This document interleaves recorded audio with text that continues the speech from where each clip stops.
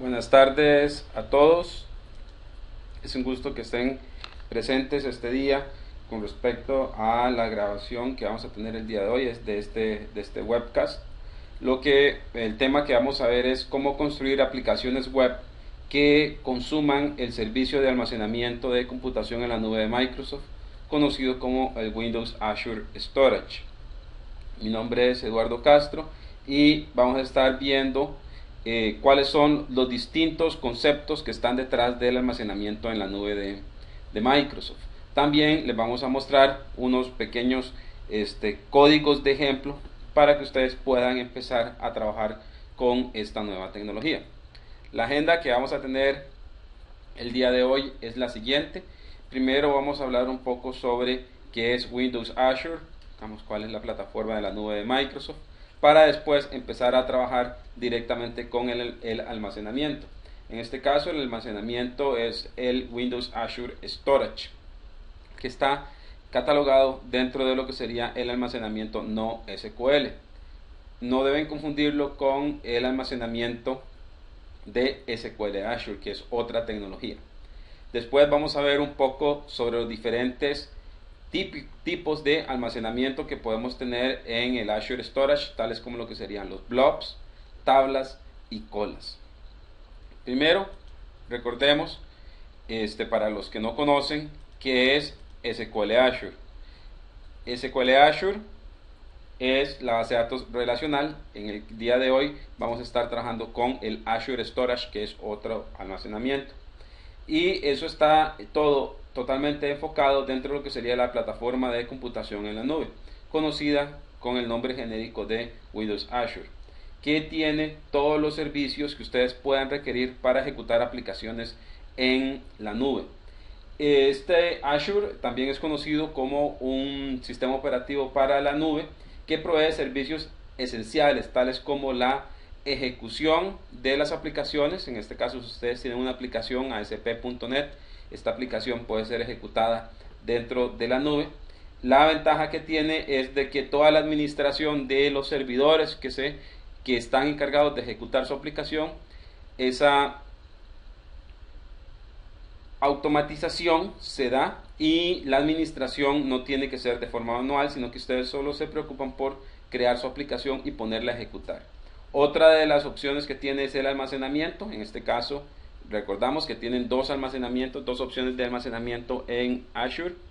La primera opción de almacenamiento que tienen es el SQL Azure, donde ustedes van a tener una base de datos relacional basada en el motor de SQL Server 2008 R2.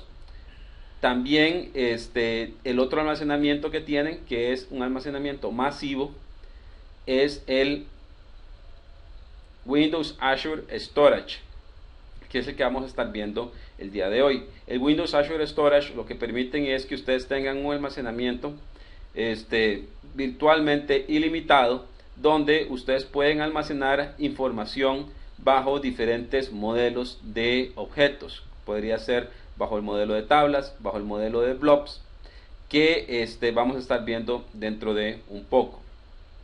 La ventaja que tiene el Azure Storage es que permite un almacenamiento que sea escalable. ¿Eso qué quiere decir? Ustedes pueden empezar a almacenar un registro y conforme vayan necesitando más almacenamiento, Azure les va a estar proveyendo el espacio que ustedes necesitan para poder ejecutar su aplicación y para poder almacenar los datos que son necesarios para esta aplicación.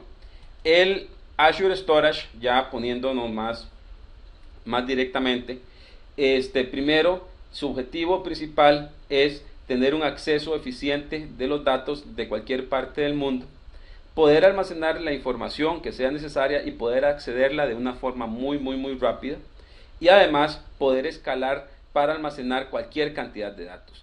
Aquí vamos a adelantarnos un poco para darles un ejemplo de lo que sería la escalabilidad en el Azure Storage. En el Azure Storage me permite poder hacer todo lo que serían particiones. Las particiones lo que permiten es tener el concepto principal, que sería un Azure Table, y poder particionarlo. Particionarlo significa poder dividir la carga entre varios servidores. Físicamente se va a dividir la carga, su almacenamiento va a ser distribuido, pero lógicamente va a estar almacenado dentro de una única tabla lógica conocida como una tabla de Azure, que no las deberíamos confundir con las tablas de las bases de datos relacionales. Es un concepto completamente distinto.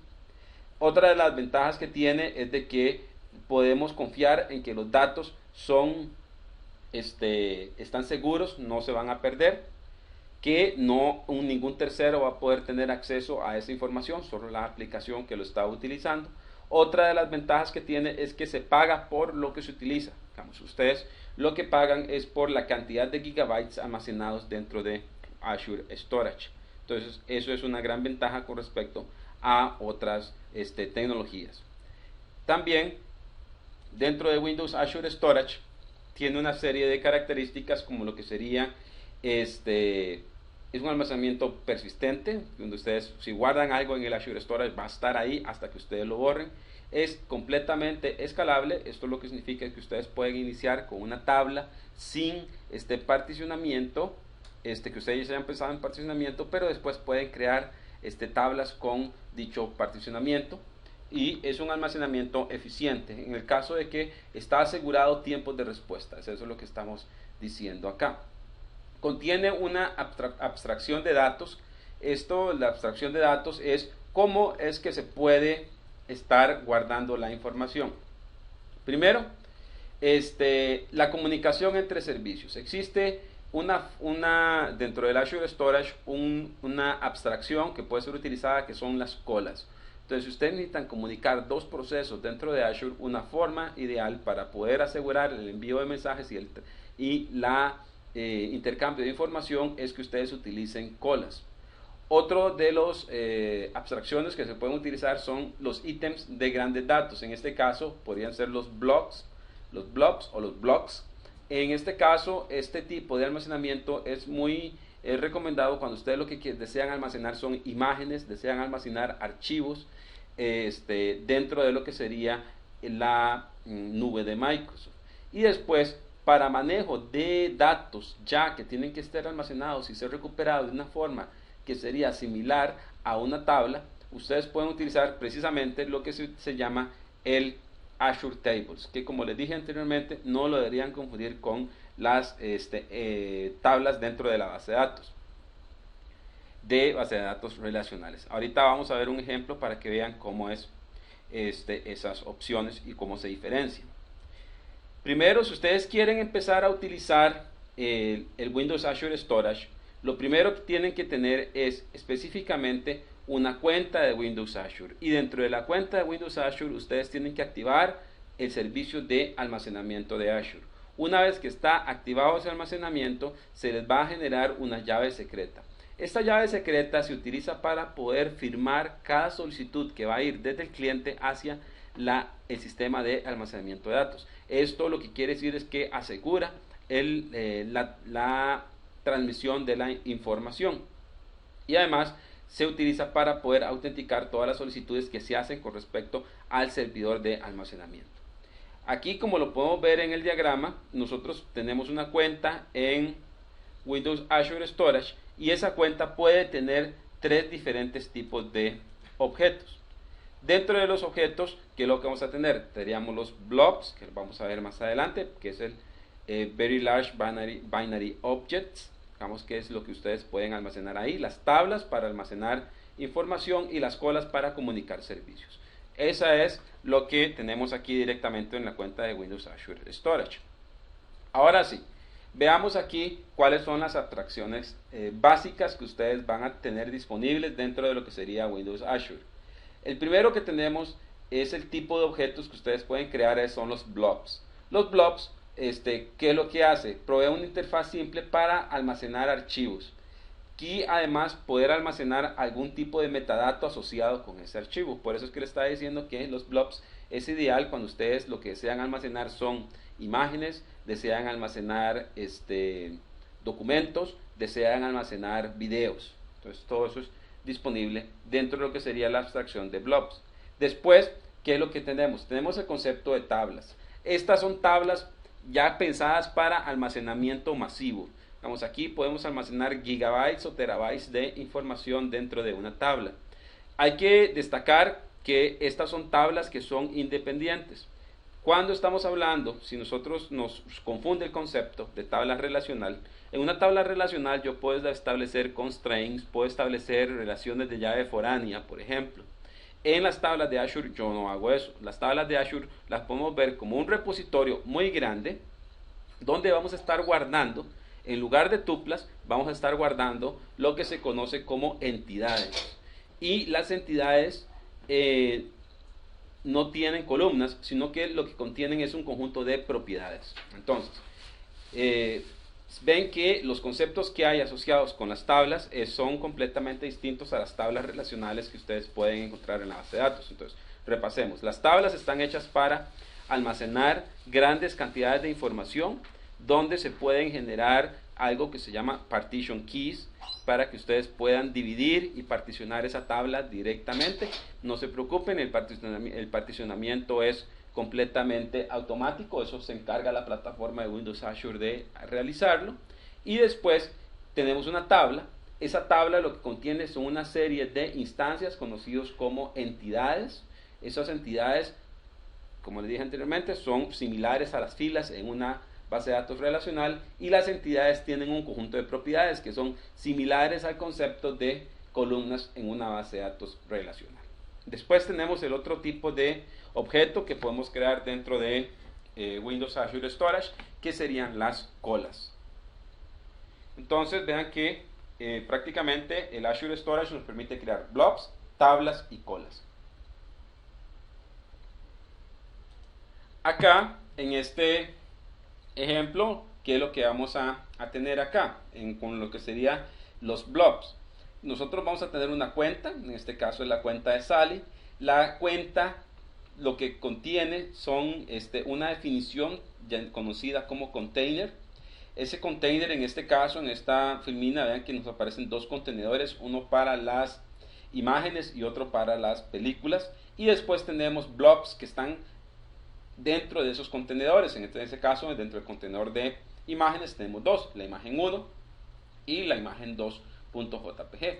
E igual tenemos el otro contenedor dentro de la misma cuenta, que tenemos ahí las películas, y ahí tenemos el move1.av.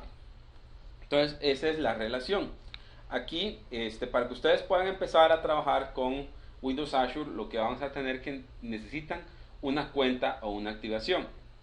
Dentro de estas opciones, cabe recordar que ustedes, cuando ingresen a windows.azure.com, vemos que aquí les voy a compartir el desktop.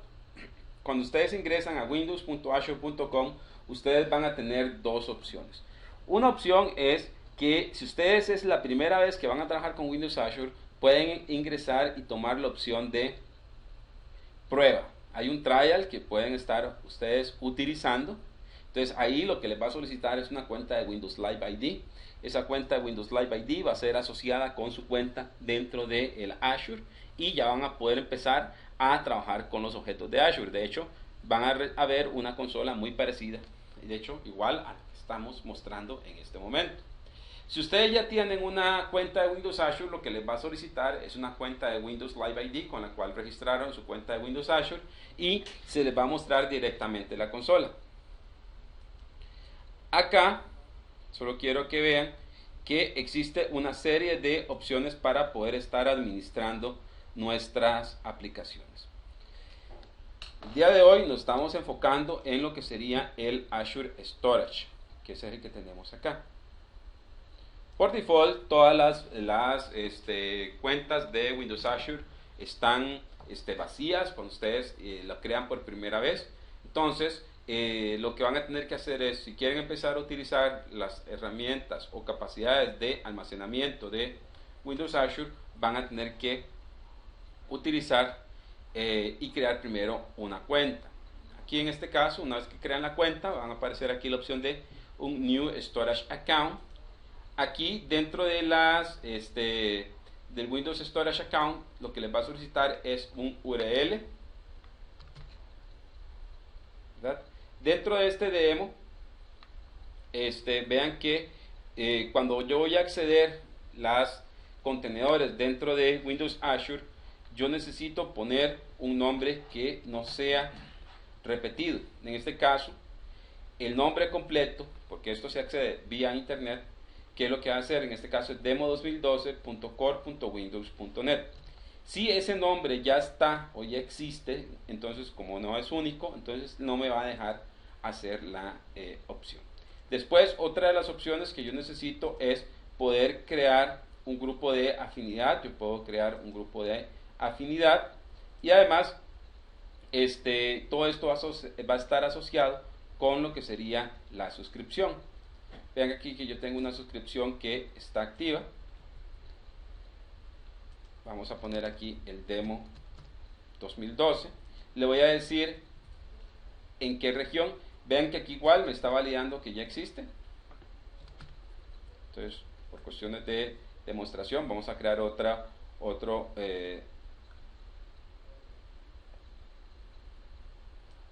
cuenta. Aquí vamos a elegir dónde queremos almacenarla. En este caso le decimos en cualquier lado de Estados Unidos y le damos OK. Entonces, en este momento lo que se está haciendo es que está generando un proceso para poder venir y empezar a utilizar el almacenamiento. Lo que tiene la parte de administración de Windows Azure es que aquí yo puedo crear las diferentes cuentas. Una vez que están creadas las cuentas, vía programación yo puedo crear las tablas, los blobs y empezar a interactuar con esta herramienta o este almacenamiento. La creación tarda unos minutos. Vean que ya pasó de la etapa de creación a la etapa de resolución del DNS. Ustedes tienen que darles unos minutos. Al final va a estar creada la cuenta. Hay que recordar que esa cuenta está creada y después se va a empezar a cobrar por la cantidad de gigabytes que ustedes estén consumiendo. Para eso, si quieren saber un detalle de el precio,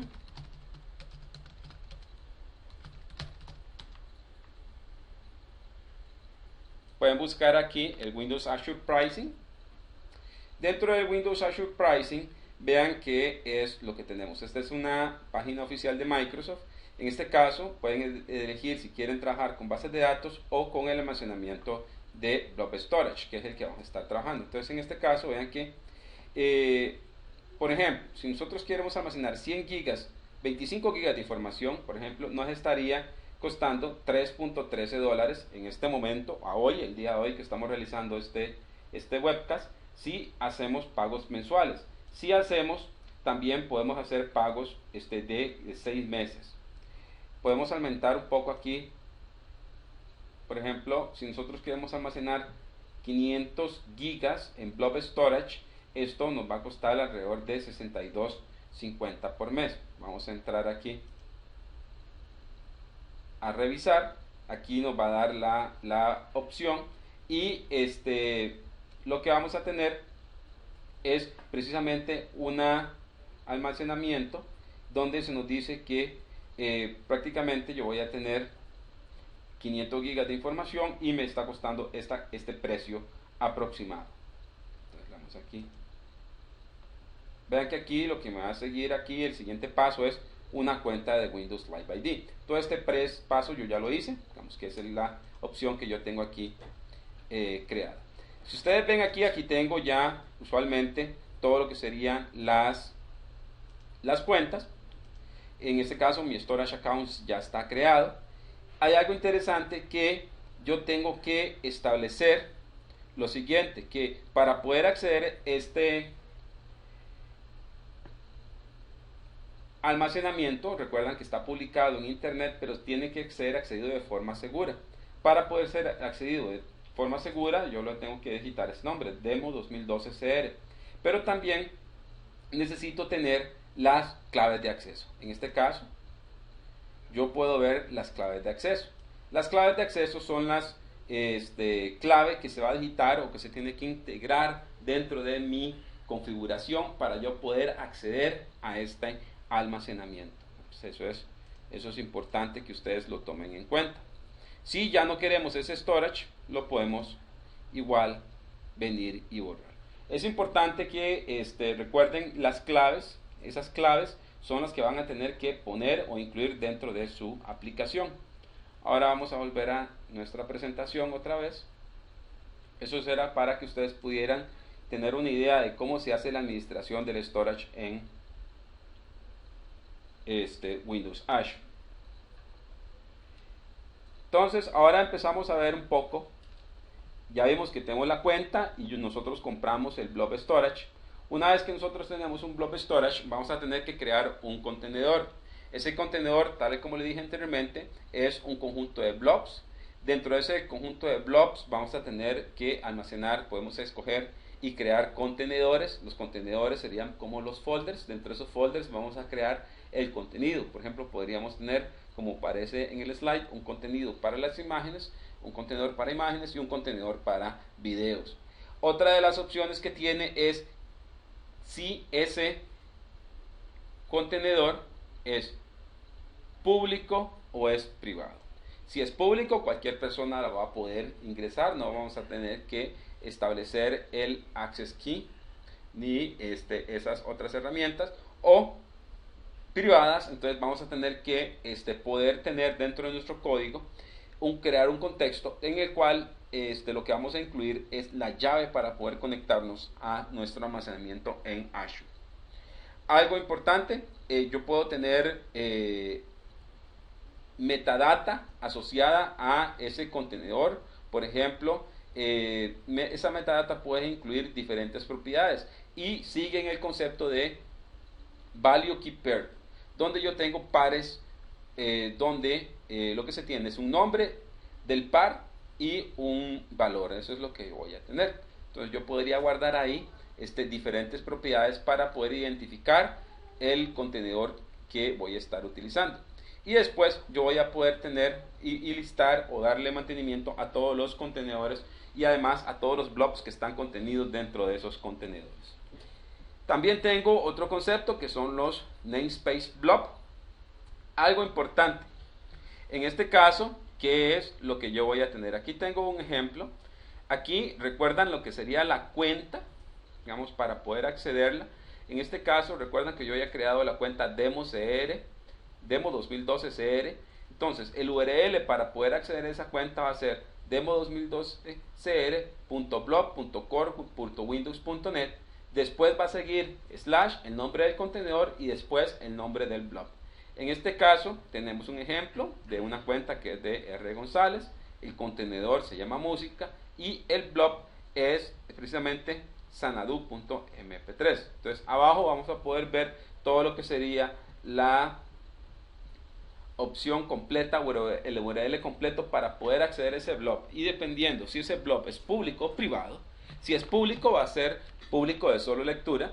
Si es privado, para poder acceder a ese contenido vamos a tener que poner ya sea nuestra llave de acceso a nuestra cuenta, que era la llave que les había mostrado anteriormente. Aquí tenemos algunas de las características. Recuerden, aquí están las diferentes opciones que están acá establecidas, cómo se interpretan los URLs. Cuando hablamos de funciones de los blobs, es prácticamente tenemos que los blobs están hechos para almacenar objetos grandes. En este caso pueden almacenar hasta 50 gigabytes cada uno. Y además, algo importante, la interfaz con la cual se puede acceder a los blobs es una interfaz conocida como RESTful, donde se va a poder establecer la interacción con los blobs por medio de puts y por medio de gets. Y ahí tenemos tres diferentes opciones, que sería el put blob. Lo que va a hacer es que inserta o escribe un blob. Un get blob lo que hace es que obtiene un blob a partir de una posición, una longitud, borrado del blob, y además soporte para continuación. Hay que recordar que dentro de Azure, en el Azure Storage, existe un concepto que se llama Continuous Token. ¿Eso qué quiere decir? Que, por ejemplo, cuando estamos trabajando con tablas o estamos leyendo de un blob y podemos leer un blob, lo podemos leer por chunks. Entonces empezamos a leer ese blob y si no hemos terminado de leer, lo que nos va a decir .NET es: usted leyó, por ejemplo, n cantidad de bytes, pero todavía queda esta otra cantidad de que falta por leer. Entonces me da un continuation token. Después yo puedo establecer, como les dijimos anteriormente, metadatos a los blobs. directamente. Dentro de lo que sería la otra de las características de los blobs, que serían las continuaciones, en este caso yo puedo subir, por ejemplo, si yo deseo subir un archivo de 10 GB a la nube, entonces, ¿qué es lo que yo quisiera? Yo quisiera poder subirlo específicamente por partes. En este caso, si la falla falla a la mitad, en este caso vamos a tener que contar con una forma de reinicio en el punto en que yo había quedado, que en este caso es token de continuación. Eso lo podemos ver un poquito más establecido aquí. Por ejemplo, vamos a cargar un blob grande, en este caso es una película de 10 GB que la queremos subir a nuestra cuenta de Windows Azure Storage. Empezamos a subir la información, va a empezar a subir, y lo que se hace es que se empieza a subir por bloques. Entonces, prácticamente yo empiezo desde mi Visual Studio, empiezo a generar código, que lo que va a hacer es hacer un put block. Y así va a ir avanzando poniendo los bloques dentro de Windows Azure Storage. Si por algún motivo falla, ¿qué es lo que va a pasar? Yo puedo continuar en el block que había quedado, en el bloque que yo había quedado para poder subir los datos. Entonces, ¿cuál es la ventaja de esto? Primero, me permite hacer una continuación. Si yo haya tenido problemas de comunicación al inicio, voy a poder reiniciar donde quedé. La otra ventaja que tenemos es de que se puede cargar en forma paralela. Entonces, ustedes pueden tomar un archivo muy grande y empezar y levantar diferentes threads conectados a Windows Azure para poder cargar de forma paralela ese archivo. Entonces, eso es importante. Entonces, aquí yo puedo venir y podemos ver aquí un poquito más de detalle en esta filmina. En esta filmina podemos ver que tenemos la cuenta de Sally. La cuenta de Sally tiene contenedores, en este caso películas y imágenes. Dentro del contenedor tengo de películas, tengo el archivo move1.avi y después tengo los bloques que forman ese archivo. Entonces vean de que es una forma bastante ordenada y separada de poder cargar la información.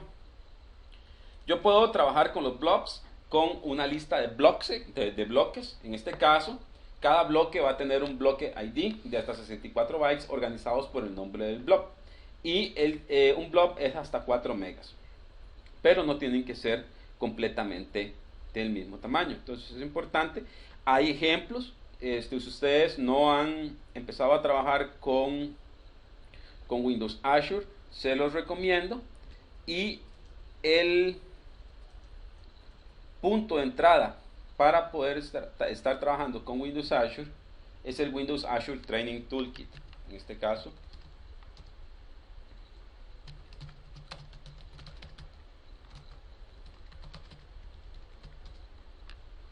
si ustedes buscan en el Windows Azure, aquí en Bing, aquí vean que la búsqueda que realicé es por el Windows Azure Training Kit. En este caso le dan clic en el enlace y lo que van a bajar es específicamente todo lo que sería el kit de entrenamiento para Windows Azure. En este caso, este es el más reciente que tenemos hasta el momento. Este es el kit de entrenamiento para Windows Azure para enero del 2012. Ustedes van a tener dos opciones para poder bajar esos archivos. Pueden bajar directamente el Windows Azure Toolkit con un peso de aproximadamente 500 megas, o pueden utilizar el Web Installer, que lo que va a hacer es instalarlo de forma automática por ustedes. ¿Qué es lo que incluye este Training Toolkit? Incluye precisamente todo lo que sería actualizaciones y ejemplos. En este caso va a tener ejemplos de SQL Azure, y además incluye ejemplos de cómo trabajar con tablas, incluye demostraciones, incluye presentaciones, laboratorios, Hang-ons Lab, que ustedes pueden seguir para poder ejecutar estos laboratorios. Lo único que van a necesitar es una cuenta en Windows Azure. Como les recuerdo, está también un trial que pueden utilizar. Van a necesitar Visual Studio 2010 y este toolkit. Entonces, si lo quieren descargar, únicamente seleccionan acá y pueden empezar a descargar la información. En este caso, Windows Azure Training Toolkit. En este caso, vean que existen varias versiones. Entonces aquí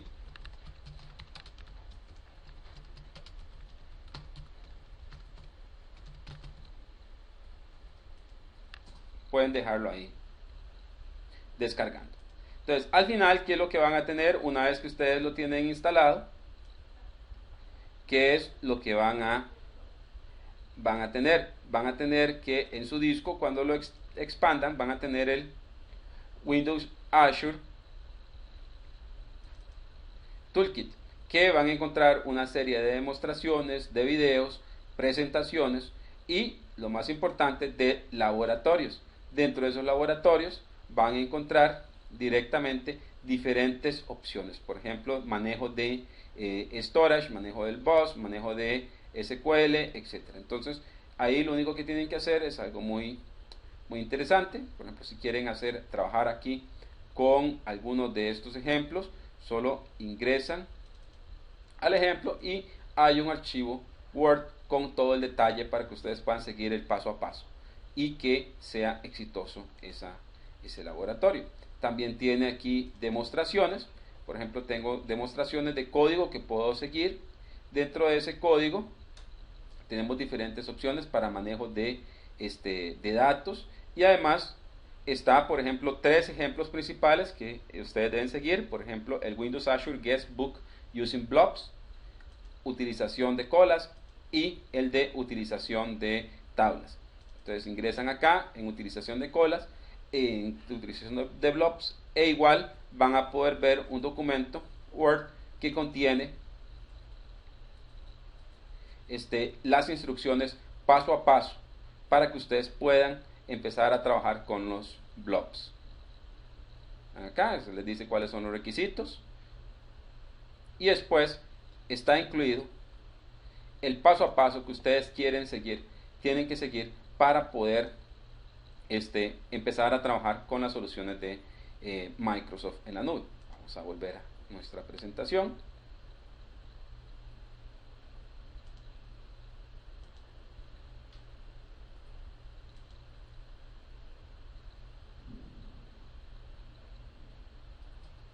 Entonces ven que aquí tenemos los blobs y cómo podemos encontrar ejemplos de uso de los blobs.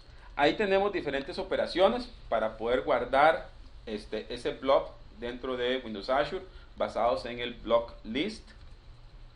Aquí tenemos un ejemplo de un RESTful. En este caso, veamos que le estamos diciendo acá un put dentro de la cuenta dvd.blob.windows.net movies y después que es el contenedor y después el blob que queremos guardar. Aquí vamos a decirle específicamente cuál es el block ID que vamos a estar guardando, tamaño, etcétera. Y este es algo importante. Recuerdan el key, la llave que teníamos que utilizar para autenticarnos. Aquí es donde se empieza a utilizar. Entonces esa es la opción de subir un bloque para un blob dentro de REST. Después también podemos poner una lista de bloques, subirla directamente. Igual necesitamos la autorización y después vamos a tener aquí la lista de bloques que vamos a estar utilizando. Igual, para poder obtener un bloque, en este caso un blob, le decimos un get blob, aquí lo estaríamos obteniendo completamente. Igual con la autorización de la llave. O podemos decirle, ok, no queremos obtener todo el bloque, obtenga una parte. En este caso le podemos decir el rango de bytes que queremos que nos traiga. También podemos ver todo lo que sería y obtener una lista de todos los bloques que están dentro de un blob. En este caso con un REST request.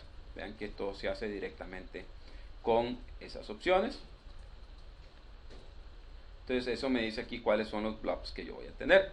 Después puedo obtener igual los blobs por diferentes tipos de clasificación. Y además puedo establecer y que me diga todos los blobs y el next marker. En este caso, que diga que yo tengo todos los blobs que voy a tener, le digo que me los enumere, pero no quiero que me traiga la lista completa. Yo quiero que me diga que máximo me traiga 3 resultados y que si hay más resultados me devuelve un token de continuación. En este caso es el next marker que está apareciendo acá en la pantalla.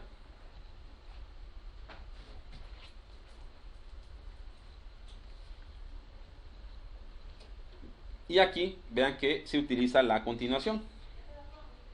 Recuerden que en la pantalla anterior nos aparecía cuál era el token de continuación. En este caso era opac marker 1. Cuando voy a hacer la solicitud, le digo que el marcador para obtener los resultados de la lista de enumeración de blobs que yo tenía anteriormente, le digo que el marcador es opac marker 1. Y ya me envía el siguiente resultado o la lista que hacía falta. Y aquí vean que el next marker está vacío, quiere decir de que ya no hay otro token de continuación. Entonces eso es importante. Entonces, ¿qué es lo que hay con los blobs? En resumen, los blobs es una forma de almacenar grandes cantidades de datos, hasta 50 gigabytes, que pueden ser accedidos mediante REST. Recuerden que para poder tener acceso a esos, necesito tener una cuenta. Dentro de la cuenta voy a crear un contenedor y dentro del contenedor voy a tener los blobs, y los blobs están creados por bloques. Y que lo que utilizo es REST, y que para poder autorizarme necesito el key de autorización para poder tener acceso a los blobs dentro de nuestra dentro de nuestra cuenta. Entonces, recordemos, las abstracciones básicas eran los blobs, que ya lo vimos, están las tablas y están las colas. Con respecto a las tablas en Azure, conocidas como Azure Tables, son tablas completamente escalables y están hechos para guardar billones de filas. Su diseño es, si usted quiere guardar billones de filas, que en Azure Tables se conocen como entidades, y si ustedes quieren guardar grandes cantidades de datos que son medidas en terabytes, entonces ustedes tienen que utilizar los Azure Tables. La ventaja que tienen los Azure Tables es que escalan automáticamente a cientos o miles de servidores de la mano del tráfico. ¿Qué quiere decir? Con respecto al tráfico, ustedes van a poder empezar a dividirlo. Son altamente disponibles, durables y además son replicados mínimo 3 veces. La interfaz para poder acceder a las tablas es bastante sencilla. En este caso se utiliza el ADO.NET Data Services con el .NET Framework 3.5 mediante clases .NET y LINQ.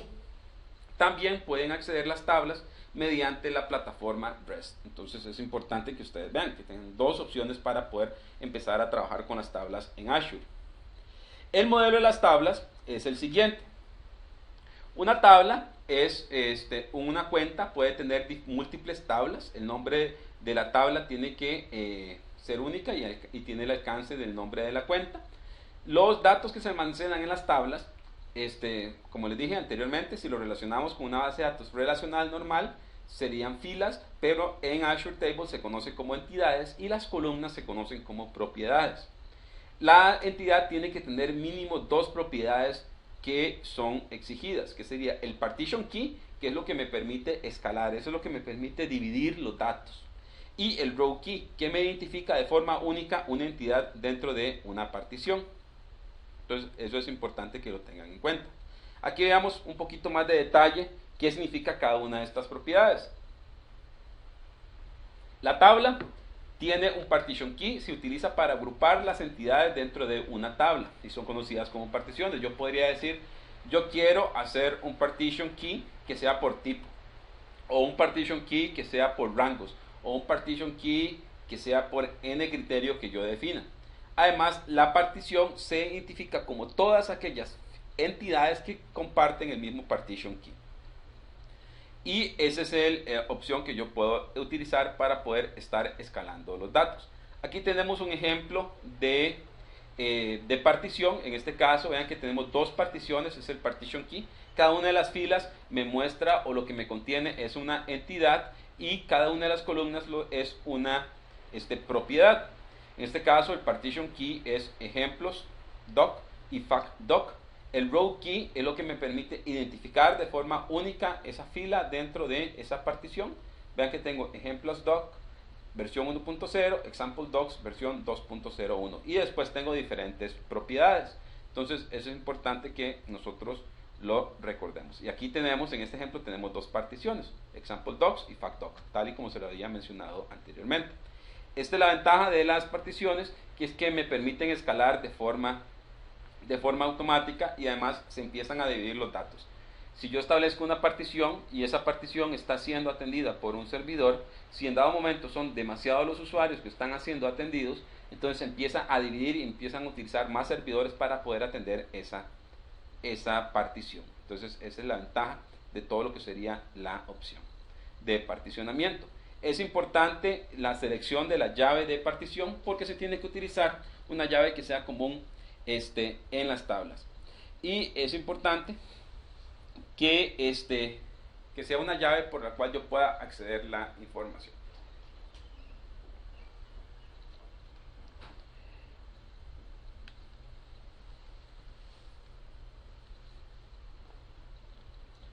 Acá tenemos diferentes opciones igual para poder estar particionando los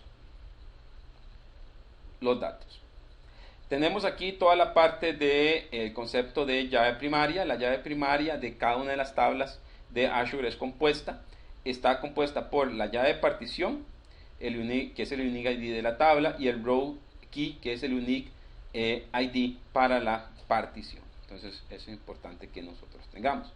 Cada entidad puede tener hasta un total de 255 propiedades. Hay dos propiedades que son obligatorias, la llave de partición y la llave de fila. Y además todas las entidades tienen versiones administradas por el sistema.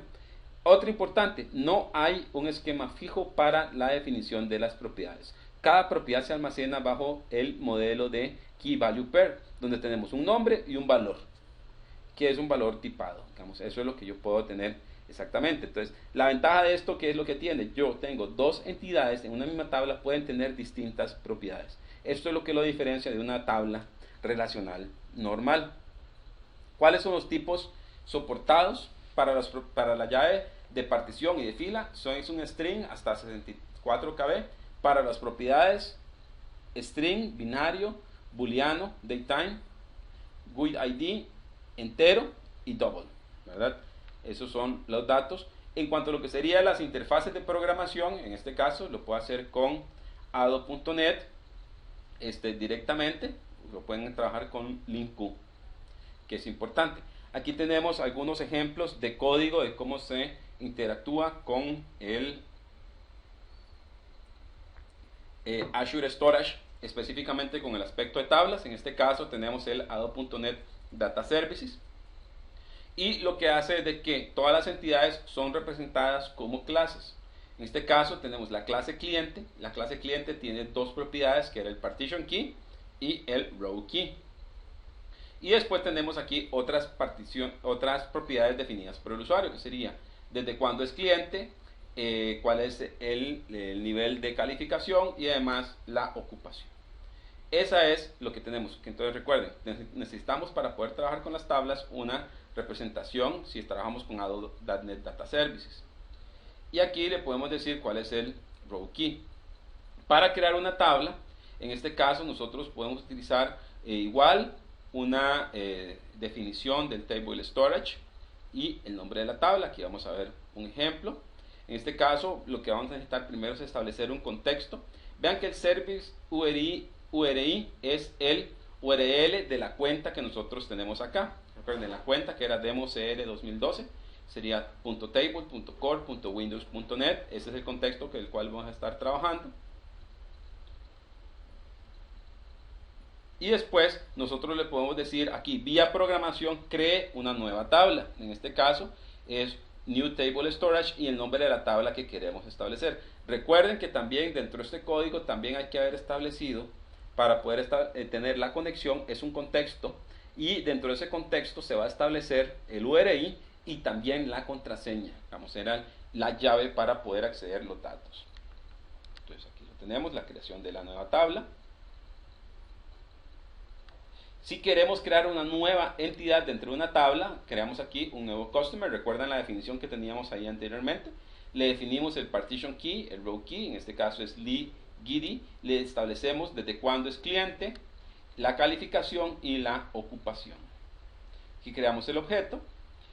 nos establecemos un contacto con la tabla y una vez que tenemos el contexto, recuerdan que habíamos creado la tabla Customers y ahora creamos aquí Cost, que un cliente. Entonces en este caso le establecemos que queremos agregar a una tabla Customer que existe en el contexto que ya tenemos una tupla o una entidad con las propiedades que hemos definido vía programación anteriormente.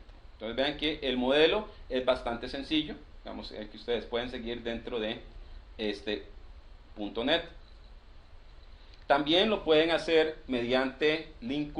En este caso podemos establecer un LINQ para consultar una tabla. En este caso igual establecemos el contexto, después le decimos cree un query para consultar todas las entidades cuyo partition key sea li, y después hacemos un for para consultar la información de vuelta por esa consulta LINQ. ¿Ven? Es importante.